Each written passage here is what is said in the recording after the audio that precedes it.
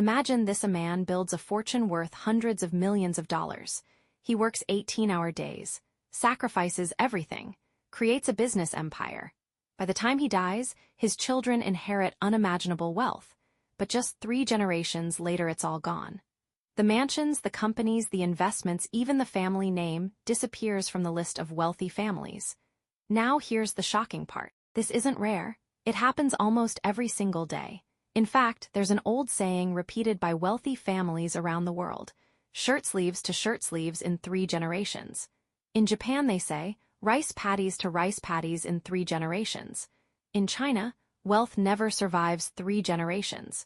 Different countries, different cultures, exactly the same warning. So why do families like the Rockefellers, the Rothschilds, the Wallenbergs, and even centuries-old European dynasties stay wealthy for over 200 years, while 90% of wealthy families lose everything? The answer has almost nothing to do with money, and everything to do with what they teach behind closed doors. Let's begin. 1. They build families, not fortunes. Most people think rich families pass down money. They don't. They pass down systems. Money without a system disappears. A system without money creates new wealth. The Rockefeller family is one of history's greatest examples. John D. Rockefeller became America's richest man, but instead of telling his children, "Here's your inheritance," he taught them how to read financial statements, how businesses work, how investments compound, how to negotiate, how to lead. Every child was expected to understand money before touching it, because they knew something most people never realize: the person who inherits money without inheriting wisdom will eventually lose both. 2. They think in centuries, not years. Ask the average person, "What do you want in 5 years?" Ask an old, wealthy family, "What do you want your family to look like in 100 years? Completely different game. The Rothschild banking family reportedly adopted a philosophy of preserving wealth across generations rather than maximizing short-term gains. Whether in business, real estate, or investments, many long-lived family enterprises make decisions with decades, not quarters, in mind. That changes everything. When your goal is the next century, you stop chasing trends. You stop gambling. You stop making emotional decisions. Instead, you protect. You preserve. You patiently compound. Because compound interest isn't just for money. It's for businesses, relationships, knowledge, and reputation. 3. They own assets that outlive people. Most people spend their lives buying things that lose value: cars, luxury clothes, expensive gadgets. Rich families buy assets designed to survive generations: commercial real estate, businesses, farmland, investment portfolios, royalties, intellectual property. Some European families still own land purchased hundreds of years ago. The buildings change, governments change, currencies change, the land remains. That's why wealthy families ask one question before buying anything: will this still produce income when I'm gone? If the answer is no, they often think twice. 4. They treat reputation like an asset. Here's something fascinating. Many wealthy families care more about their surname than their bank account, because money follows trust. And trust follows reputation. Lose your reputation and opportunities disappear.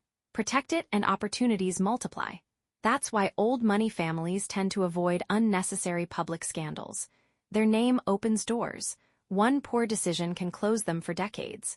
To them, the family name is an investment, not just an identity. 5. They teach children differently. Most parents teach children, study hard, get a good job.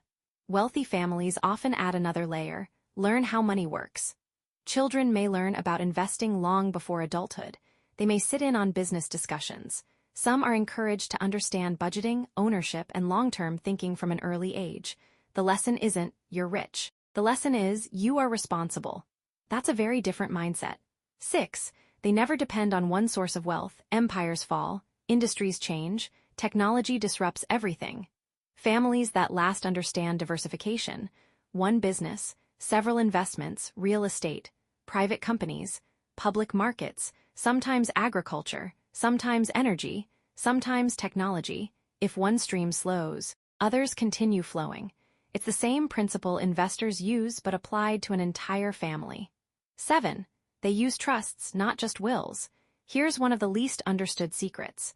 Many long-lasting wealthy families don't simply leave money to heirs through a basic will.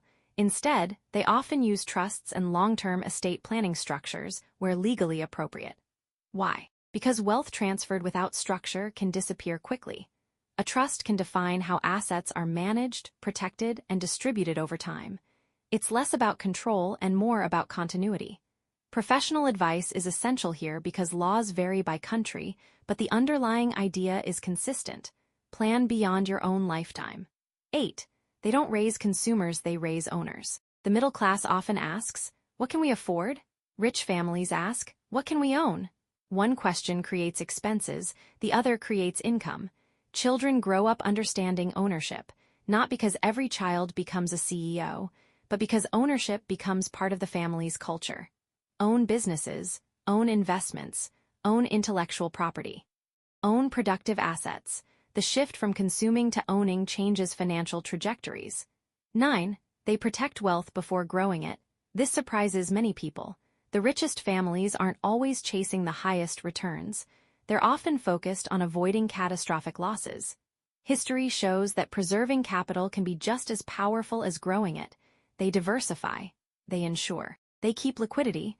They avoid bets that could wipe out everything. Because if your family wealth survives, every crisis time does the rest. 10. They understand the greatest investment isn't money. Here's the biggest secret. It's not stocks. It's not real estate. It's not businesses. It's people. A family with strong values, mutual trust, healthy communication, and shared purpose has a far better chance of preserving wealth than one divided by conflict. Research into family enterprises has found that many failures stem not from poor investments, but from breakdowns in communication, governance, and trust. Money is rarely what destroys great fortunes. People do. Final message. Here's the lesson most people miss. The richest families don't stay rich because they have more money. They stay rich because they have better habits, better systems, better education, better patience. They don't build wealth for themselves. They build it for people they'll never meet. Their grandchildren, their great-grandchildren, their great-great-grandchildren. That's why they're still wealthy 200 years later. Because while everyone else is thinking about the next paycheck, they're thinking about the next generation. And maybe that's the biggest difference between being rich and building a legacy that lasts.